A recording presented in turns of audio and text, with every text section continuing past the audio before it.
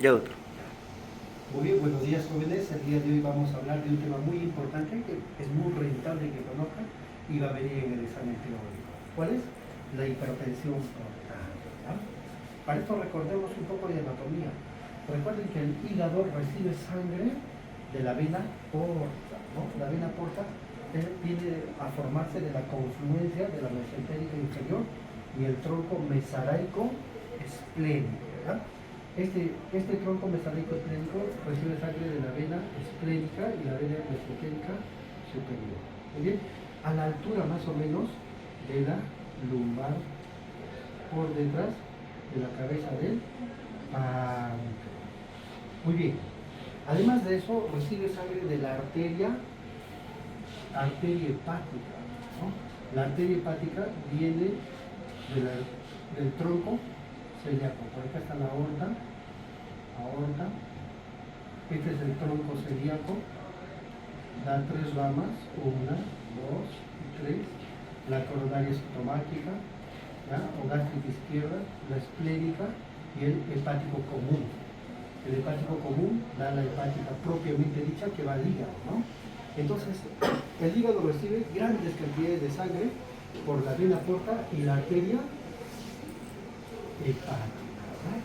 Entonces veamos, en un cuadro general, la vena porta lleva sangre al hígado, ¿sí? Aproximadamente 1100 mililitros por minuto, ¿ah? Grandes cantidades de sangre. Mientras que la arteria hepática lleva 400 mililitros por minuto, haciendo un total de más o menos 1500 mililitros por minuto de sangre que llega al hígado, ¿correcto? Pero esto varía. Si bien es cierto, la vena porta lleva grandes volúmenes de sangre, pero lo hace a menor presión, ¿ya? La presión en milímetros de mercurio, ¿ya? Es muy baja, de 3 a 5. Mientras que la arteria hepática lleva poco volumen de sangre, pero a gran presión, aproximadamente 100 milímetros de mercurio. Muy bien, cualquier noxa que vaya a afectar al hígado tiene que afectar la hemodinamia del hígado. Por lo tanto, recordemos, dentro del hígado tenemos a los sinusoides. Dentro del hígado tenemos a los sinusoides. Ahí están los sinusoides. Sinusoides. ¿Qué son los sinusoides? Son capilares fenestrados, carentes de membrana basal. Por lo tanto, tienen un constante intercambio con los hepatocitos, ¿no? Vamos a identificar acá un hepatocito con su canalículo. Por acá está el espacio de Dixie. Dentro de estos capilares tenemos a las células estelares de hito. Ahí están las células estelares de hito. La célula estelar de hito, graba acá. La célula estelar de hito, ¿ya? Es una célula especializada en almacenar vitamina bajo la forma de palmitato de retinol.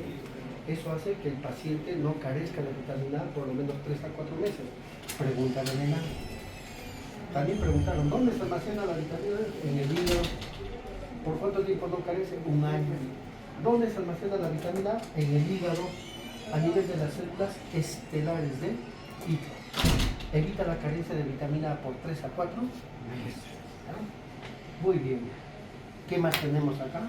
Tenemos unas células especializadas, llamadas células de Kupffer. Las células de Kupffer son macrófagos especializados. Muy bien. Toda la sangre que llega al hígado, grandes volúmenes de sangre y grandes presiones, ¿dónde se compensan estos? En los sinusoides.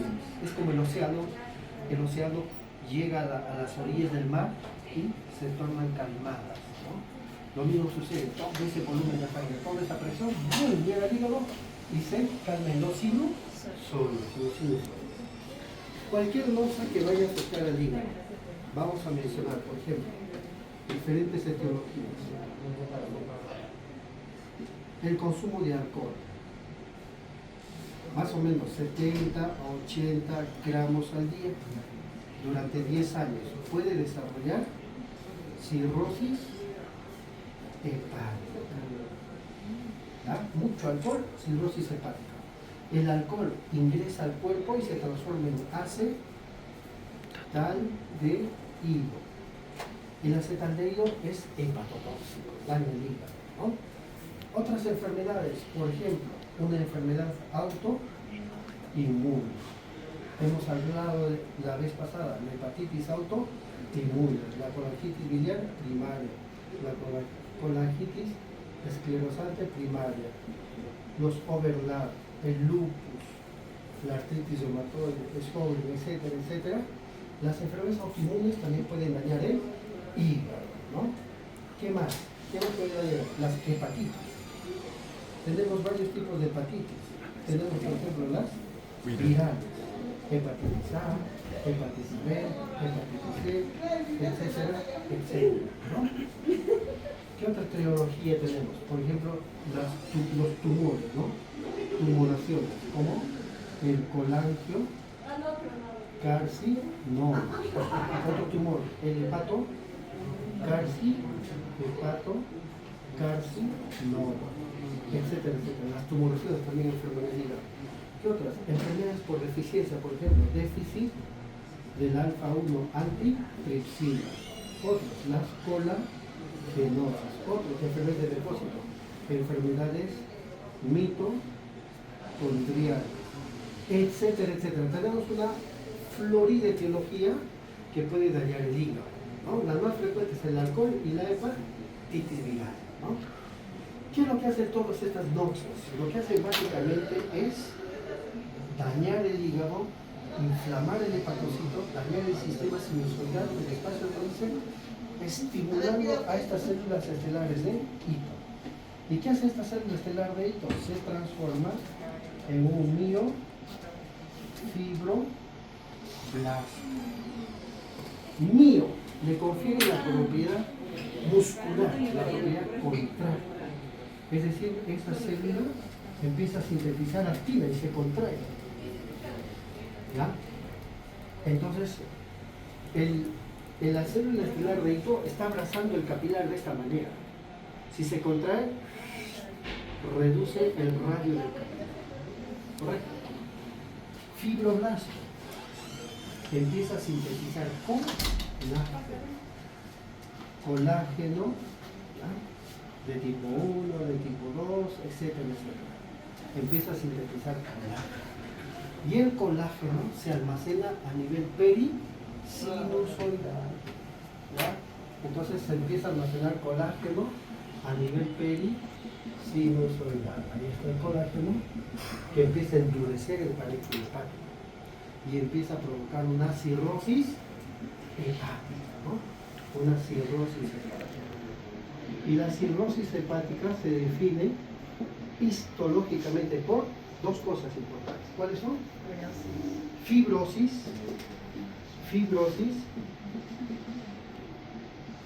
más nódulos de regeneración. ¿Ya? Entonces, hay fibrosis en el hígado y hay zonas que quieren regenerarse. Hay fibrosis y zonas que quieren regenerarse. Fibrosis, zonas que quieren regenerarse. Entonces, la suma de los dos nos da cirrosis hepática. El concepto de la cirrosis hepática es histopatológico. ¿Y cómo sucede? Por situaciones fisiopatológicas, ¿no? Entonces, ¿de qué manera afecta la hemodinamia de la sangre hacia el hígado? Porque después están las suprahepáticas y luego la vena cava inferior y llega al corazón. Se ve afectada de esta manera. Para eso vamos a hablar de dos leyes, ¿ya? Aquí enfoca, por favor. Primero tenemos la ley de Ohm y luego tenemos la ley de Ponceville. Estos físicos estudiosos de la hemodinamia, aquellos años ya determinaron cómo funcionan los sistemas hidráulicos y las fuerzas y las presiones a nivel del cuerpo humano, ¿ya? Y también en la física de la naturaleza. La ley de Ohm dice, ¿no? La gradiente de la presión venosa portal es igual a flujo por resistencia, ¿no? Flujo por resistencia. Y la ley de Ponceville dice que esa resistencia es igual a una constante de viscosidad por la longitud del vaso sobre el radio elevado a la cuarta, ¿no? ¿Y esto de qué manera afecta la hemodinamia? Veamos, sencillo. Tenemos un vaso sanguíneo. ¿Un vaso sanguíneo tiene longitud o no? Sí, tiene longitud. ¿Tiene radio o no? Sí, tiene radio. ¿Tiene una constante de viscosidad? Claro que sí, dada por el hematocrito. Si no, vean, los que tienen eritrocitosis de altura tienen densidad aumentada y afecta la hemodinamia. Muy bien, entonces, doctor, ¿de qué manera afecta todo esto? Vean, razonamiento sencillo. El radio es lo más importante. Si tú tienes un radio de esta manera, en un vaso sanguíneo, y se reduce el radio, menor radio, ¿sí? Entonces, al reducir el radio, inversamente proporcional, aumentas la resistencia. Por lo tanto, si aumento la resistencia, directamente proporcional aumento la presión. ¿Y eso cómo se llama? Hipertensión portal. Sencillo. Analicemos. La célula estelar de hito almacena vitamina A, perfecto. Pero ante toda esta noxa, ¿sí? El alcohol, la hepatitis, toda esa noxa se estimula y se transforma en miofibroblasto. Mio le confiere la propiedad contractil. Recuerden que la célula estelar está rezando al capilar, al sinusoide. Se contrae. Reduces el radio. Si reduce el radio, aumenta la resistencia. Si aumenta la resistencia, aumenta la presión. ¿Cómo se llama eso? Hipertensión portal. Sintetiza colágeno. El colágeno endurece el parénquima hepático, forma fibrosis. La fibrosis y nódulos de regeneración forman cirrosis hepática. Al haber fibrosis habrá resistencia, ¿no?